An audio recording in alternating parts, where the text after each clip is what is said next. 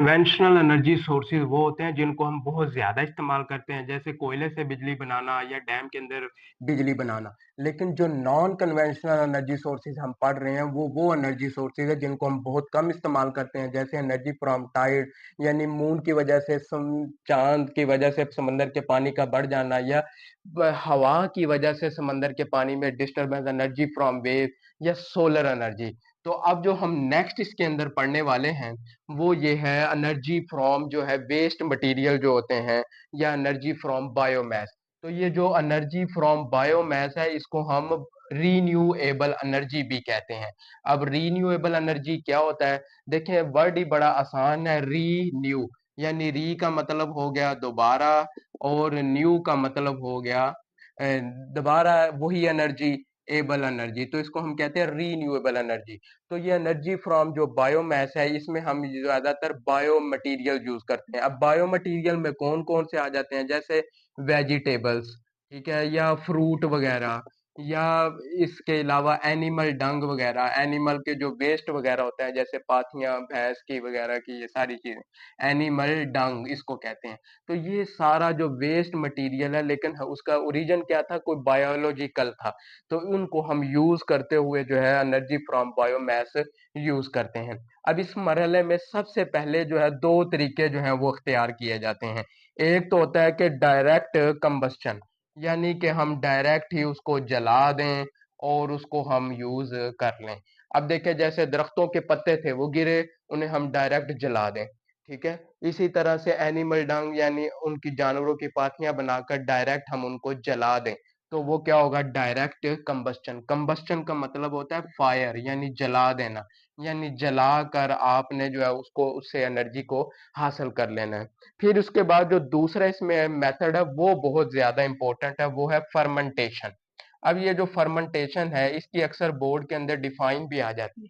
तो फर्मेंटेशन जो है एक ऐसा प्रोसेस होता है जिसे हम कहते हैं एन एरोबिक प्रोसेस, यानी कि ऐसा प्रोसेस जिसमें ऑक्सीजन जो है वो नहीं होती, यानी ऑक्सीजन की एब्सेंस में ये प्रोसेस होता है। फिर दूसरा इसके अंदर जो है एंजाइम्स होते हैं, यानी हम कुछ ना कुछ इसके अंदर एंजाइम्स ऐड कर देते हैं। और तीसरा इस प्रोसेस में वो जो एंजाइम होते हैं और प्लस इसमें डिकम्पोजिशन होती है, यानी बैक्टीरियाज भी आ जाते हैं।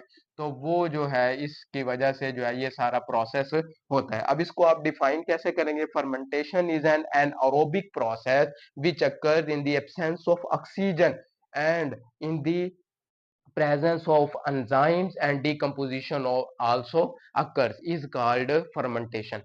अब जिस एक बड़ा सारा बॉक्स होता है हमारे पास, जैसे आप इधर बना लें और इस बॉक्स की ऐसे एक छत बना दें और यहाँ से जो है हम एक पाइप लगा देते हैं। अब ये जो बॉक्स है इसको हम कहते हैं फर्मेंटर, ठीक है, या डाइजेस्टर भी समटाइम कह देते हैं। तो डाइजेस्टर जो है आपकी बुक में इधर नाम दिया हुआ है डाइजेस्टर। अब डाइजेस्टर एक ऐसे चीज को कहते हैं कि इसके अंदर जो है हम एनिमल डंग को रख देते हैं, ठीक है। जैसे ही एनिमल डंग को रखा, साथ में कुछ एंजाइम और डिकम्पोजिशन का प्रोसेस हुआ एंजाइमेटिक, और यहाँ से जो है हमें क्या मिल गई? गैस मिल गई। तो ये वाला जो प्रोसेस है इसको यूज करते हुए जो है हम गैस वगैरह यूज करते हैं। और अक्सर ये गांव में होता है कि एक ऐसे टैंक सा बना देते हैं जेरे जमीन, और उसमें अपने भैंसों का सारा गोबर डाला, तो वहां पर पानी डाला, तो प्रोसेस हुआ और उससे वो अपना गैस का चूल्हा वगैरह जला लेते हैं। फिर इसका इंडस्ट्री में बड़ा यूज है। वो यूज इसका ये है कि ये जो गैसोलीन है जिसको हम पेट्रोल भी कहते हैं, गैसोलीन को पेट्रोल भी कहा जाता है, ये जो पेट्रोल होता है इसको हम अब जो है पुश बैक कर रहे हैं कि ये गैसोलीन पेट्रोल जो है ये कार्बोनाइजेशन का, ग्लोबल वार्मिंग का बायस बन रहा है। तो इसकी बजाय हम जो है ना एथानॉल यूज कर लें, ठीक है। एथानॉल क्या है? एथानॉल ये है कि जब भी ये चीनी बनती है, शुगर केन गन्ने का रस, उससे जो है हम एथानॉल हासिल कर सकते हैं। फिर इसी तरह से और डिफरेंट टाइप ऑफ मटेरियल्स उनसे जो है एथानॉल हासिल होती है। और एथानॉल जो है ये ग्लोबल वार्मिंग काज नहीं कर रही, और बिल्कुल वैसे ही पेट्रोल के तौर पे ये काम करेगी गाड़ियों के इंजन में। तो ये वाले जो दो प्रोसेस हैं इसको हम यूज कर रहे थे। तो इसमें आप कहना है एनर्जी फ्रॉम बायोमास, और इसके आगे दो मजीद बेसिक स्टेप्स हैं, एक है डायरेक्ट कंबस्शन और दूसरा होगा फर्मेंटेशन।